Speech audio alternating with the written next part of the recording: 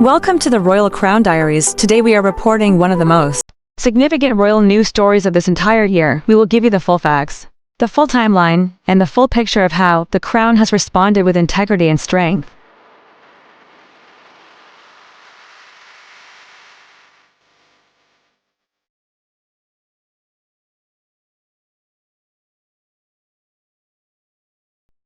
There are moments in royal history that test an institution to its very core. Moments that require a king not just to wear the crown, but to carry its full weight. Thursday, the 19th of February, 2026, 8 o'clock in the morning. Plain-clothed police officers in 6 unmarked cars arrive at Wood Farm Cottage on the King's private Sandringham estate in Norfolk. Inside that cottage is Andrew Mountbatten-Windsor, the 66-year-old younger brother of His Majesty King Charles III. It is his birthday, and he is about to be arrested. Within hours, the news flashes around the world. The first senior member of the British royal family to be arrested in nearly 400 years. The last was King Charles I. In 1649, who was subsequently beheaded. And in the middle of this extraordinary constitutional and personal storm, His Majesty King Charles III sits down and issues a statement. A statement that is, in every word, measured, dignified, and unequivocal. Andrew Mountbatten-Windsor, formerly known as His Royal Highness Prince Andrew, the Duke of York, is the 66-year-old younger brother of King Charles III and the third child of the late Queen Elizabeth II. For many years he served the Crown and the country in various capacities. He served with distinction in the Falklands War in 1982 as a helicopter pilot, a fact his defenders have always pointed to with pride. He later served as the United Kingdom's Special Representative for International Trade and Investment from 2001 until 2011, a decade-long role that placed him at the centre of British diplomatic and commercial life around the world. But alongside that record of service, a shadow has been growing for years. His association with American financier Jeffrey Epstein, a convicted sex offender who died in a New York jail cell in 2019 in what was ruled a suicide, has cast an increasingly dark cloud over Andrew Mountbatten-Windsor's name for over a decade. In 2022, he settled a civil lawsuit brought in the United States by Virginia Giuffre, who accused him of sexually abusing her when she was a teenager at properties owned by Epstein or his associates. He has always denied the allegations. British media reported the settlement was approximately £12 million. He has never commented on that figure. Following that settlement, His Majesty King Charles stripped his brother of his royal titles. He was removed from royal duties. He gave up his patronages. He vacated Royal Lodge in Windsor, his home of 22 years, and moved to the far more modest Wood Farm Cottage on the Sandringham estate. The long fall had begun. Then came the bombshell that changed everything. In January 2026, the United States Department of Justice released millions of pages of files relating to the late Jeffrey Epstein. Among those pages were emails that appeared to show Andrew Mountbatten-Windsor sharing confidential government documents with Epstein during his time as trade envoy. One email dated November 2010 appeared to show him forwarding a sensitive document to Epstein just 5 minutes after receiving it himself. Another, sent on Christmas Eve 2010, appeared to show him sending Epstein a confidential brief on investment opportunities in the reconstruction of Helmand province in Afghanistan. At the time, British and Allied troops were fighting and dying in that very province. Thames Valley Police began their assessment. And then on Thursday the 19th of February, 2026, Andrew Mountbatten-Windsor was arrested on suspicion of misconduct in public office. He spent approximately 11 hours in custody at Aylsham Police Station. He was then released under investigation, meaning he has neither been charged nor exonerated. The investigation continues. Searches were carried out simultaneously at his Norfolk home and at Royal Lodge in Windsor. Those searches concluded on Tuesday, the 24th of February. Assistant Chief Constable Oliver Wright of Thames Valley Police stated clearly, "It is important that we protect the integrity and objectivity of our investigation as we work with our partners to investigate this alleged offence."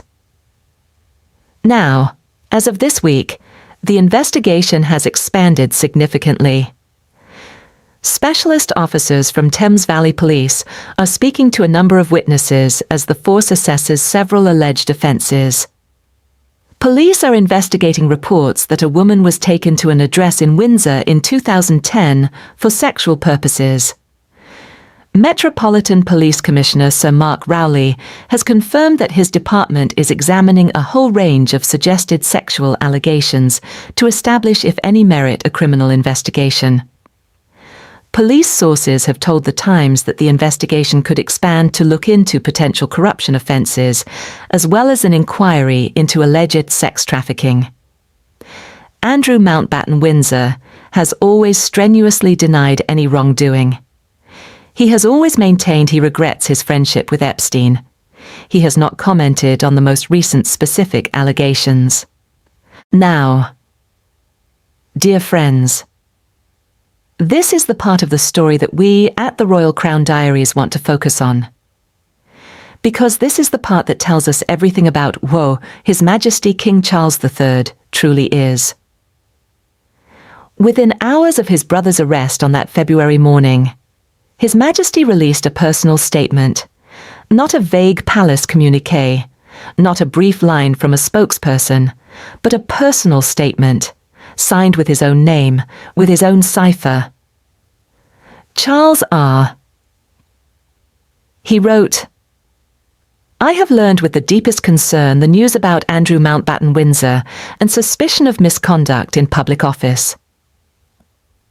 What now follows is the full, fair and proper process by which this issue is investigated in the appropriate manner and by the appropriate authorities. In this, as I have said before, they have our full and wholehearted support and cooperation. Let me state clearly, the law must take its course. As this process continues, it would not be right for me to comment further on this matter. Meanwhile, my family and I will continue in our duty and service to you all." Charles R. Read those words again, slowly. The law must take its course. A king, saying publicly, without hesitation, without qualification, that his own brother must face the full process of the law, that nobody, not even a member of the royal family, stands above justice. King Charles carried on with his public schedule on that same day, appearing at London Fashion Week just hours after the arrest, showing the crown would not be destabilised. Queen Camilla attended a musical concert in central London that same evening. Prince William and Catherine did not release their own statement, but signalled support for the King's message through a spokesperson. The message from the Crown was clear, unmistakable, unshakable. Life goes on. Duty continues. And justice will be done. Dear friends, the British royal family has faced many storms in its 1,000-year history. It has survived wars, abdications, revolutions across Europe, 2 world wars, the death of a beloved princess on a Paris road, the resignation of a senior member, and now, the arrest of a king's brother. And through every single one of those storms, the institution has endured. Because at its heart it is not about any one individual, it is about service, it is about duty, it is about the idea that the monarchy exists, not for itself, but for the people. His Majesty King Charles III understands this perhaps better than any monarch of the modern era.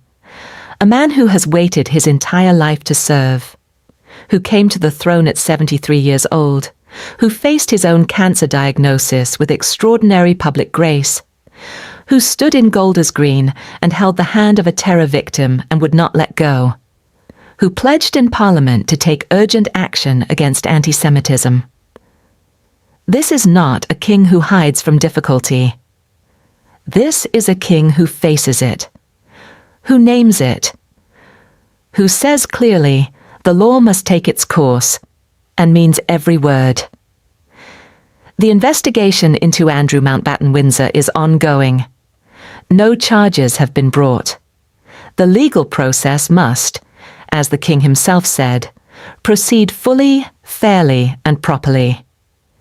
We will report every significant development on this channel as it occurs with accuracy, fairness, and respect for the process of justice.